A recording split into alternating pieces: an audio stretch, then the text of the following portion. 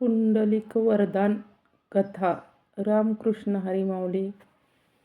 शंकर पार्वतीला म्हणाले, हे सुंदरी, मी ज्याचा सतत जप करतो त्या पुराणपुरुषाची लीला मी तुला सांगतो. ती ऐक. पूर्वी लोहदंड क्षेत्रात जानुदेव नावाचा एक ब्राह्मण राहत होता.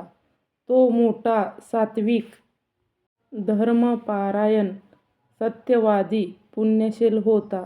तो सदैव एकाग्र मनाने भगवंताची आराधना करीत असे. त्याच्या पत्नीचे नाव सत्या. तीही मोठी पतिव्रता होती. काही दिवसाने त्यांना एक पुत्र झाला.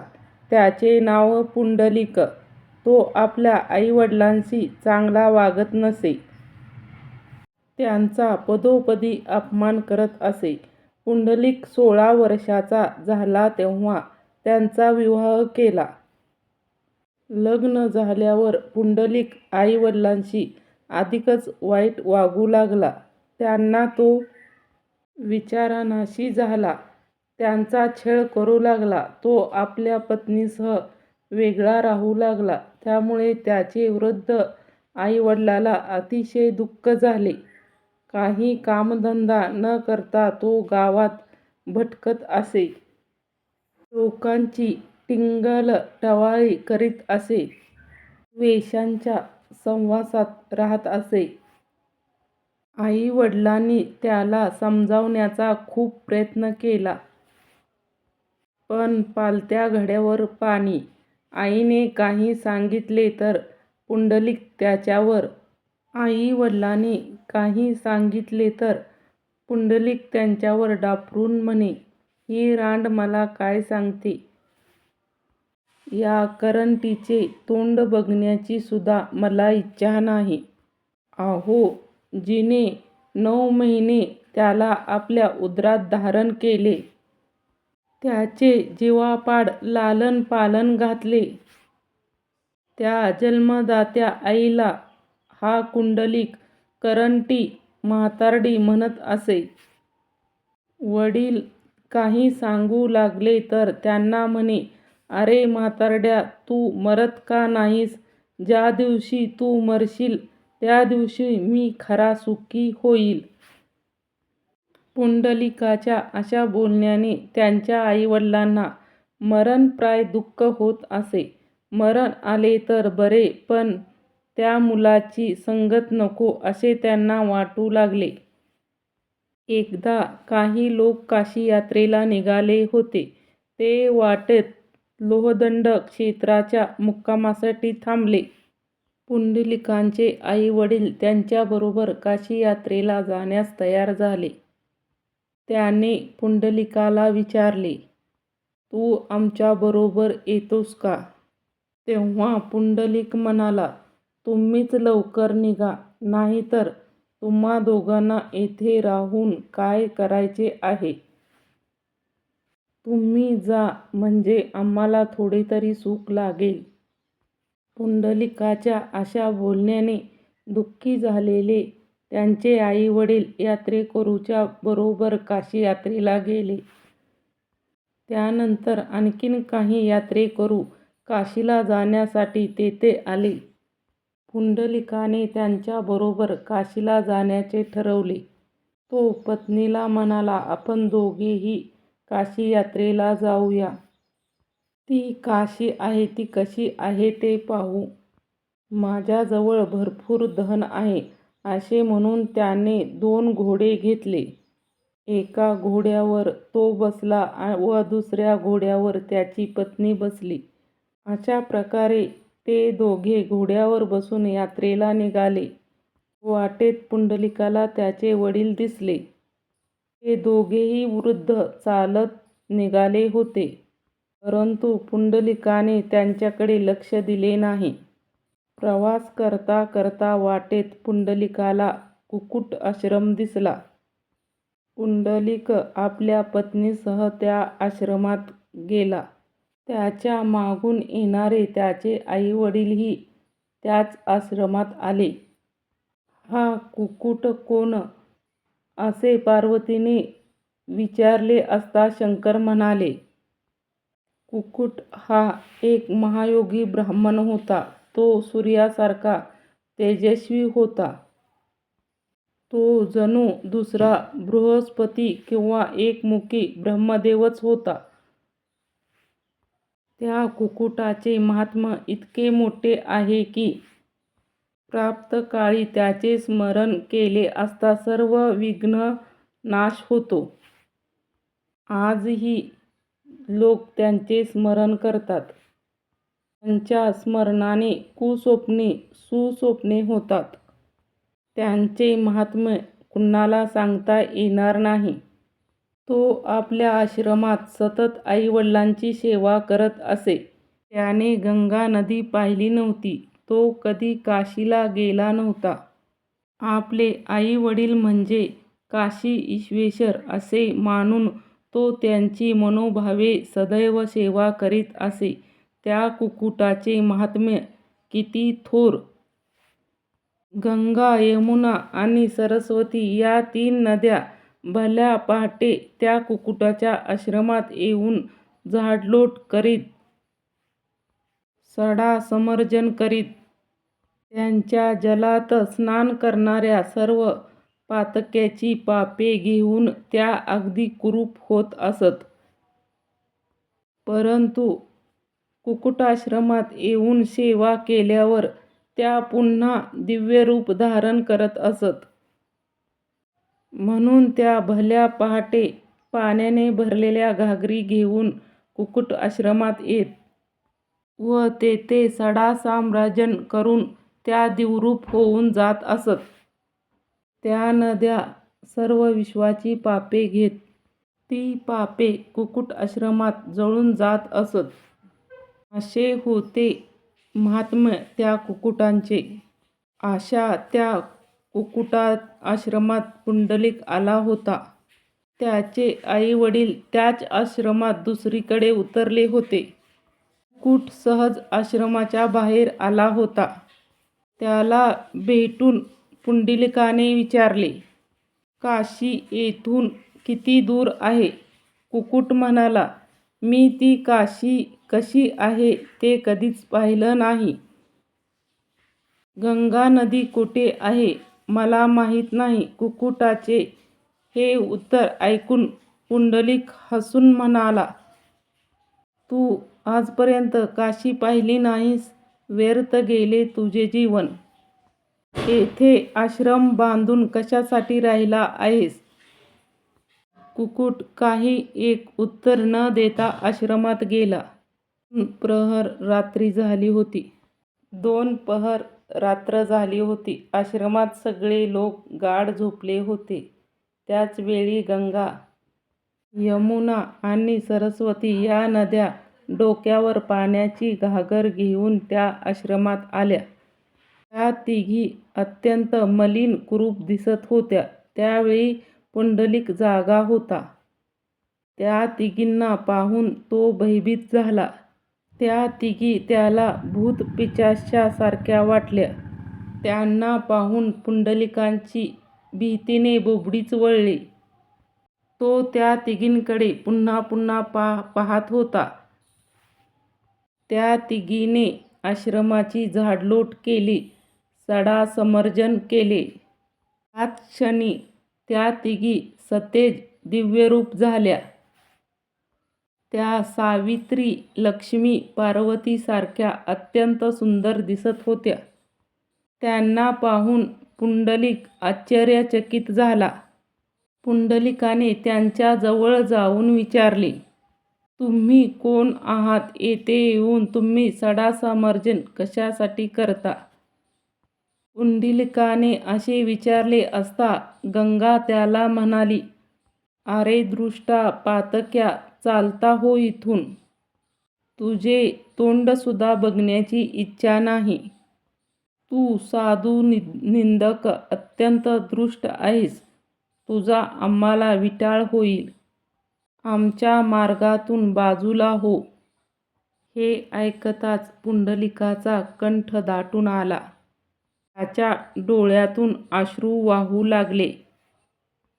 त्याने त्या तिघींच्या चरणावर लोटांगण घेतले. मी पतित आहे, मी पापी आहे, माझा उद्धार करा, अशी कुंडलिकाने त्यांना प्रार्थना केली.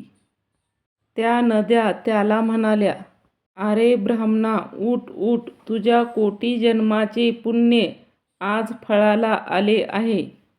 आज आमच्या दर्शनाने तुझा उद्धार झाला आहे. तू या जन्मी फार मोठे पातक केले आहेस, पण तुझ्या पूर्वजन्माची पुण्याई मोठी, म्हणून तुला कुकुटासारख्या महापुण्यशील योग्याचे दर्शन घडले. तुझे या जन्मातले सगळे पाप नष्ट झाले आहे, त्यामुळेच तुला आमचे दर्शन घडले. तुला ज्ञानदृष्टी प्राप्त झाली. पुंडलिक हात जोडून म्हणाला, तुमचे तेज सूर्यापेक्षाही अधिक आहे. तुम्ही कोण आहात? तुमचे नाव काय आहे ते मला सांगा. त्या म्हणाल्या, आम्ही गंगा, यमुना आणि सरस्वती आहोत. तुझ्यासारख्या असंख्य पापी माणसांना आमच्यात स्नान केल्याने आम्ही कुरूप होतो. परंतु येथील कुकुट ऋषीच्या दर्शनाने आम्ही पुन्हा सुंदर बनतो. या कुकुट ऋषीचे महात्म्य वर्णावयास आमच्याकडे शब्द नाहीत. चतुर्मुख ब्रह्मदेवसुद्धा या ऋषींना वंदन करतात. पुंडलिकाने विचारले, या ऋषीने असे कोणते पुण्य केले आहे, त्यामुळे त्यांना सामर्थ्य प्राप्त झाले आहे? गंगा म्हणाली, त्या ऋषीने पूर्वपुण्य कोणते आहे ते ब्रह्मा, विष्णू, महेश यांनाही सांगता येणार नाही. या जन्माविषयी सांगायचं असेल तर आपल्या आईवडिलांना पार्वती परमेश्वर समजून त्यांची रात्रंदिवस सेवा करीत असतात. आईवडिलांची सेवा याहून आईला केलेला एक नमस्कार ती पृथ्वी प्रदक्षिणा किंवा 2 लक्ष काशी प्रदक्षिणा या समान आहे. जो आपल्या पित्यांची सेवा करतो त्याला अद्वैत ज्ञानप्राप्ती होते. साक्षात भगवंत त्याच्यापुढे येऊन उभा राहतो. मातृदेवो भव, पितृदेवो भव असे वेदांनीही म्हणून ठेवले आहे. जो मातापित्यांची निंदा करतो तो परमचंडाळ, दुराचारी समजावा. तो कल्पपर्यंत नरकात जातो. जो मातेची निंदा करतो त्याला जन्मोजन्मी नाना व्याधी होतात. जो पित्याची निंदा करतो तो पिशाच योनीत जातो. यम त्याला भयंकर शिक्षा करतो. त्याला कधीही कशाचे यश येत नाही. मातापित्यांना दुःख देणारा अल्पायुष्य होतो. हे ऐकून पुंडलिक रडू लागला. तो म्हणाला, ही सगळी पापे मी केली आहेत. मी पातकी दुराचारी आहे. आता या पातकातून मुक्ती होण्यासाठी मला प्रायश्चित्त सांगा. असे म्हणून त्याने गंगेचे पाय धरले. तेव्हा गंगा त्याला म्हणाली, तू आपल्या मातापित्याला शिव-पार्वती समजून त्यांची सेवा कर. त्यामुळे परमेश्वर तुझ्यावर संतुष्ट होईल. तो तुला भेटावयास येईल. असे सांगून त्या निघून गेल्या. पुंडलिकाला आपली चूक समजली. तो तडकन आपल्या आईवडिलांच्याकडे आला. त्यांची क्षमा मागितली. मग त्यांना घोड्यावर बसवून यथासांग काशी यात्रा केली. त्यांच्याकडून अनेक दान, श्राद्धे व स्नाने करवली. तो त्या दोघांची मनोभावे सेवा करू लागला. सर्व यात्रा पूर्ण झाल्यावर तो आपल्या आईवडिलांसह लोहदंडी क्षेत्री आला. कुकुटाप्रमाणे पुंडलिक आपल्या आईवडिलांची अहोरात्र सेवा करू लागला. त्यांना हवे असेल ते देत होता. श्रीकृष्ण रुसून गेलेल्या रुक्मिणीला शोधण्यासाठी द्वारकेतून दिंडीर वनात आला होता. त्याच वेळी त्याला आपल्या पुंडलिक भक्ताची आठवण झाली. हा पुंडलिक म्हणजे पूर्वीचा मुचंदकू राजा. तुझ्या पुढील जन्मी मी तुझ्या घरी तुला भेटावयास येईल असा वर मुचंदूकाला दिला होता. म्हणून श्रीकृष्ण भक्त पुंडलिकाच्या घरी शोधत शोधत लोहदंड तीर्थाजवळ आला. तेथेच पुंडलिकाचे घर होते. श्रीकृष्ण पुंडलिकाच्या दारात उभा राहिले. घरात पुंडलिक पाठमोरा बसला होता. तो आपल्या आईचे पाय धुत होता. पाठीमागे श्रीकृष्ण उभा होते. त्याने आपल्या कमरेवर दोन्ही हात ठेवले होते. त्यांच्या गळ्यात वनमाळा होत्या. कानात कुंडले होती. त्यांचे तेज दाही दिशांना पसरत होते. सरळ नाक, आकर्षक नयन, मस्तकावर शिवलिंग, दंडावर केयूर, कमरेला सुवर्णाचा मखमला, भरजरी पीतांबर परिधान केलेला, डाव्या हातात शंख, उजव्या हातात सुदर्शन, अशा स्वरूपात असलेल्या त्या श्रीकृष्णाचे तेज काठी सूर्य तेजाप्रमाणे पसरले होते. ते तेज पाहून पुंडलिक घाबरला. त्याने मागे वळून पाहिलं. तो दारात साक्षात श्रीकृष्ण. कृष्णाने पुंडलिकाला हाक मारली, भक्तवात्सल्या सखा पुंडलिका, मी तुला भेटावयास आलो आहे. परंतु देवाला भेटावयास पुंडलिकाला वेळ कुठे होता. तो आईवडिलांची सेवा करीत होता. आई-वडील हेच त्याचे दैवत होते. श्रीकृष्णाने पुंडलिकाला पुन्हा हाक मारली. तेव्हा पुंडलिकाने डाव्या हाताने एक वीट कृष्णाकडे फेकली. या विटेवर उभा राहा. आई-वडिलांची सेवा झाली की मी येतो. असे सांगून पुंडलिक आई-वडिलांचे पाय चेपू लागला. श्रीकृष्ण त्या विटेवर उभा राहिला. कमरेवर हात ठेवून मोठ्या कौतुकाने पुंडलिकाकडे बघत होता. थोड्या वेळात बाहेर आला. त्याने श्रीकृष्णाला साष्टांग नमस्कार घातला. श्रीकृष्ण त्याला छातीशी धरून म्हणाले, तुझी आई-वडिलांवरील भक्ती पाहून मी प्रसन्न झालो. तू माझा खरा भक्त आहेस. तुला हवा असेल तो वर माग. पुंडलिक म्हणाला, तू या विटेवर उभा आहेस तसा कायम उभा राहा. माझ्याकडून सेवा करून घे. तुझी जे सेवा करतील त्यांना तू सुख शांती दे. तिन्ही देवाचे एकरूप असा तू वैकुंठनायक विठ्ठल किंवा विठोबा या नावाने ओळखला जावास. हे क्षत्र माझ्या नावाने विख्यात व्हावे. तुझी सेवा करणाऱ्याला तू भक्ती आणि मुक्ती द्यावीस. येथील सकल तीर्थाचा मुकुटमणी व्हावे. श्रीकृष्ण म्हणाला, तथास्तु. कलियुग सुरू झाल्यावर 100 वर्षांनी भीमा नदी येथे येईल. ती तुझा आश्रम पावन करील. त्रैलोक्यातील सर्व तीर्थे 2 प्रहरी येथे येतील. माझ्या दर्शनाने प्राणिमात्राच्या ठिकाणी भक्तिज्ञानाची वाढ होईल. तेव्हापासून हे पंढरी क्षेत्र किंवा पंढरपूर या नावाने प्रसिद्ध झाले. तो श्रीकृष्ण विठ्ठल किंवा विठोबा या नावाने आज 28 युगे भीमेच्या चंद्रभागेच्या तीरी कटावर हात ठेवून विटेवरी उभा आहे.